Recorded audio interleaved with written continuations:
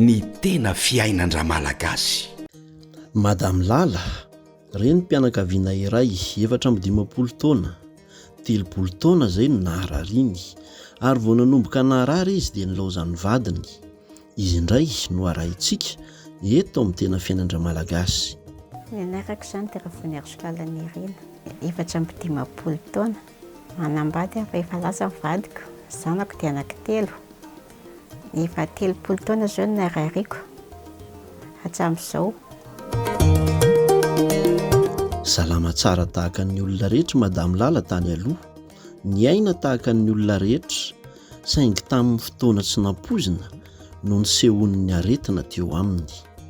Salama tsara ohatran'ny olon-jetra tamin'ny voalohany, tsy fantatra mihitsy izay nahatonga ilay aretina. Sehoany tamin'ny voalohany dia mifanonjoko ny narary, dia avy eo izy nihitatra tsikelikely eraky ny vanitaolana, dia tsy afaka nandeha intsony aho. Indray izy mivadibadika, indraindray izy tsara, indraindray izy miaratsy. Aloha izao dia vita ohatran'ny efa hoe misy fiovana ratsy aloha e, satria manaintaina foana izy na andro na alina. Amin'izao izao marary daholo ny vatana rehetra. Fantatra mihitsy fa ny vanitaolana iny izao marary, isaky ny vanitaolana dia manaikitra. Manaintaina izy dia sady tsy afaka mihetsika.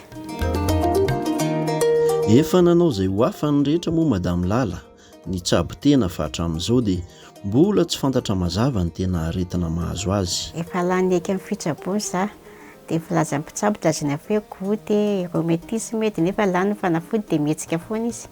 Fitsaboana nataoko izao dia efa niotra tamin'ny tatavolon'ondry, dia efa niotra dia efa betsaka izany ny fiorana nataoko, dia efa nanao analizy ahako, efa nanao testa, efa nanao ino teo tsindrona nandritran'indray volana isan'andro misesy aho.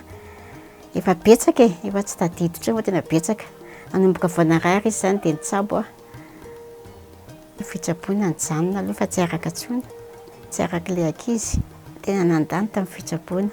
Misy fanafody vidiana izay aza ny anahy efa traly isam-bolana dia ny hoe hohanina foana dia najanona aloha ilay izy. Azony tsy araka. Manjaitra moa no asan'ny Madame Lala tany aloha, ary nahavelona azy tsara izany raha araka ny filazany. Fa noho ny aretina dia tsy afaka nanao izany asa izany intsony izy. Tsy misy zavatra vitako amin'izao, tsy afaka manao n'inona mihitsy aho.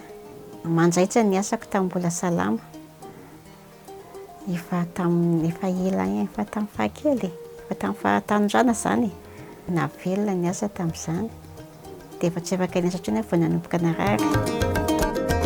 Ny zanany laharaka izany no nikarakara azy, nanao izay ho afany tamin'ny fitsaboana nandritra izay taona maro naharariany izay. Misy zanako lahy izay izao ato no mamelona anahy amin'izao, 30 taona izy izao. Nambady aman-janaka, manao tsara mihitsy aloha izy.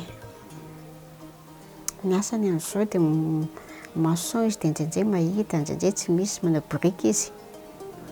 Serenanay moa dia tsy maintsy ilay ankizy izany no nikarakarana teto. Dia izy mandro sakafo kely sy ny ohatr'izay e. Teo ihany koa ny vinanty vaviny izay manampy azy amin'ny fikarakarana ao an-tokantrano ao. Na izany aza nefa dia mahatsapa ho tena sahirana tokoa ireto ankohonana ireto.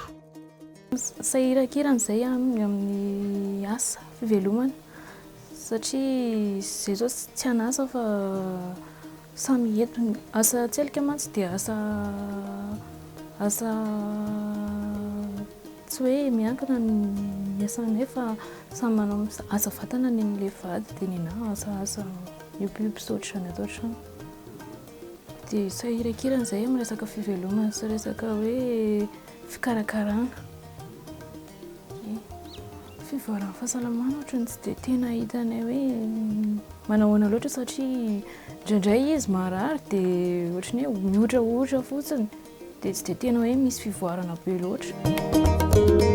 Ny fanirian'i Madame Lala moa dia mba ahafahany mitsabo tena araka ny tokony ho izy, saingy noho ny fahasahiranana dia tsy afaka manao izany izy. Ndreko izany dia mba hitsabo tena, izay izany mba tadiaviko analan'ilay fanaintainana. Tena mafy tokoa ny fiainan-dra malagasy, ilay firenena mihitsy no niana antitra tao anatin'ny taona maro ka tsy nahafahana nanoatra. Ankehitriny samy manantena fiovanany rehetra, miandrandra ilay tena fanavaozana marina mba hitondra soa ho an'ny olom-pirenena tsirairay.